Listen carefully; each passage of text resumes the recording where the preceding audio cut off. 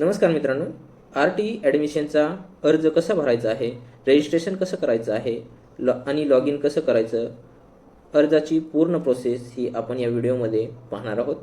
त्यापूर्वी चॅनलवर नवीन असाल तर चॅनलला सबस्क्राईब करून ठेवा, ज्याच्यामुळे तुम्हाला असेच नवनवीन व्हिडिओ भेटत राहतील. चला तर मग मित्रांनो, व्हिडिओला सुरुवात करूया.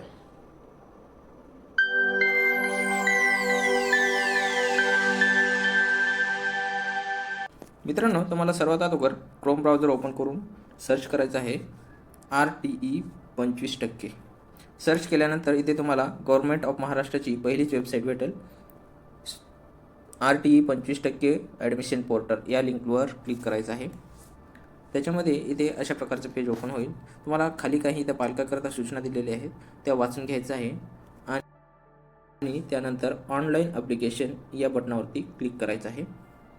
त्याच्यानंतर अशा प्रकारचे पेज ओपन होईल. मित्रांनो, याच्यावरती तुम्ही रजिस्ट्रेशन जर केलेलं असेल तर अर्ज क्रमांक आणि पासवर्ड टाकून लॉग इन करा.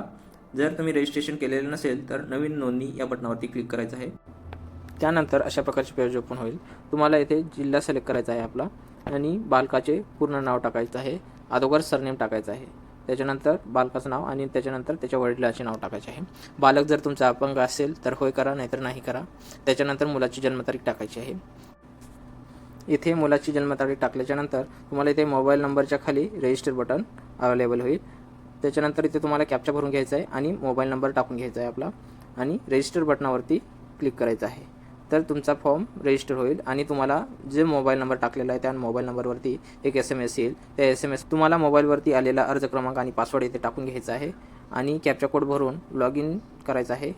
त्याच्यानंतर तुम्हाला अशा प्रकारचे पेज ओपन होईल. इथे तुम्हाला अर्ज क्रमांक दिसेल. त्याच्यानंतर जुना जो काही तुमच्या मोबाईलवरती पासवर्ड आलेला होता तो इथे टाकून नवीन पासवर्ड क्रिएट करायचा आहे. तुम्हाला नवीन पासवर्ड कन्फर्म करून घ्या आणि प्रस्तुत करणे या बटनावरती क्लिक करायचं आहे. त्याच्यानंतर तुम्हाला असं मेसेज येईल की पासवर्ड अपडेटेड सक्सेसफुली म्हणजे आपलं जे पासवर्ड चेंज केलेलं आहे ते पासवर्ड अपडेटेड झालेलं आहे. त्याच्यानंतर तुम्हाला परत लॉग इनवरती यायचं आहे आणि अर्ज क्रमांक, पासवर्ड आणि कॅप्चा कोड टाकून पुन्हा लॉग इन करायचं आहे. त्याच्यानंतर तुम्हाला अशा प्रकारचं पेज ओपन होईल. येथे तुम्हाला मुलाचे पूर्ण नाव टाकायचे आहे. अगोदर सरनेम टाकायचं आहे. त्याच्यानंतर मुलाचं नाव आणि त्याच्यानंतर त्याच्या वडिलाचे नाव टाकायचे आहे. तसेच खाली मराठीतून टाकायचं आहे. जर मराठी इथे टाईप होत नसेल तर दुसरीकडून व्हॉट्सअप वगैरेवर टाईप करून तुम्ही इथे पेस्ट करू शकता. त्याच्यानंतर बालकाच्या आईचे पूर्ण नाव टाकायचे आहे.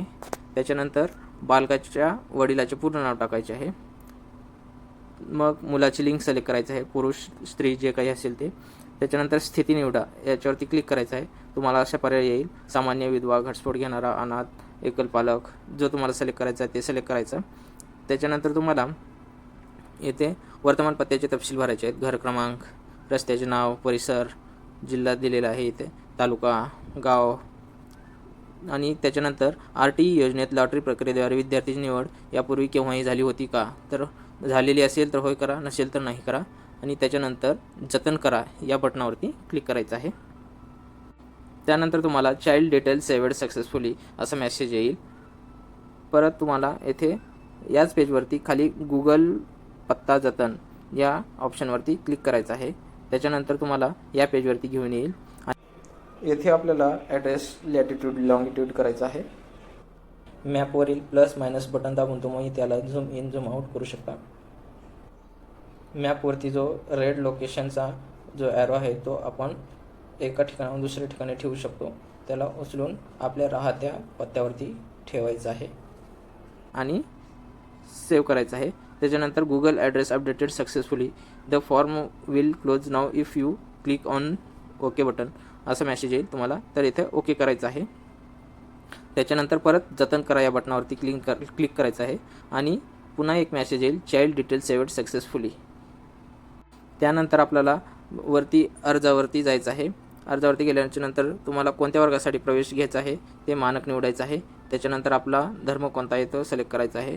त्याच्यानंतर श्रेणी SC, ST, NT, VJ, NT जे काही असले आपली कास्ट असेल ती सिलेक्ट करायचं आहे.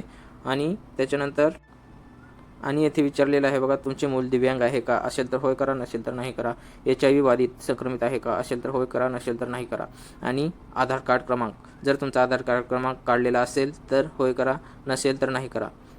कुटुंबाचे वार्षिक उत्पन्न तुम्हाला इथे टाकायचं आहे. तुम्ही जर श्रेणी निवडत असाल तर कास्टमध्ये असाल तर तुम्हाला वार्षिक कुटुंबाचं उत्पन्न लागणार नाही. त्याच्यानंतर मोबाईल नंबर आपला आलेला आहे आणि पालकाचा ईमेल आय डी इथे तुम्हाला टाकून घ्यायचा आहे. त्याच्यानंतर तुम्हाला हे डॉक्युमेंट लागणार आहेत. तुम्ही ज्यावेळेस तुमची श्रेणी निवडाल त्यावेळेस तुम्हाला कोणते डॉक्युमेंट हवे आहेत म्हणजे रिक्वायरमेंट आहेत ते इथे तुम्हाला दाखवेल, नाहीतर खाली दिलेलं असं ब्लर होईल. त्याच्यानंतर तुम्हाला सगळा अर्ज पूर्णपणे पाहून जतन करा या बटनावरती क्लिक करायचं आहे. जर तुमचा अर्ज चुकलेला असेल तर राईट साईडला कोपऱ्यामध्ये अर्ज हटवा या बटनावरती क्लिक करायचं. जर ओके असेल तर जतन करा या बटनावर क्लिक करायचं आहे. त्याच्यानंतर आपल्याला शाळा निवड या ऑप्शनवरती क्लिक करायचं आहे आणि 1 किलोमीटरच्या आत शाळा याच्या बटनावर क्लिक करायचं आहे. तुम्हाला इथे खाली शाळा दिसतील आणि परत 1 ते 3 किलोमीटर अंतरावरील शाळा याच्यावर क्लिक करायचं आहे. तुम्हाला इथे शाळा दिसतील. तुम्हाला येथे 1 ते 10 शाळा निवडता येतील. इथे छोटासा रकाना येईल त्याच्यावरती टिक मार्क करायचा आहे ज्या शाळा तुम्हाला हव्या असतील त्याच्या, आणि त्याच्यानंतर तुम्हाला इथे जतन करा या बटनावरती क्लिक करायचं आहे. त्यानंतर तुम्हाला अशा प्रकारचा तुमचा पूर्ण अर्जाचा तपशील येईल.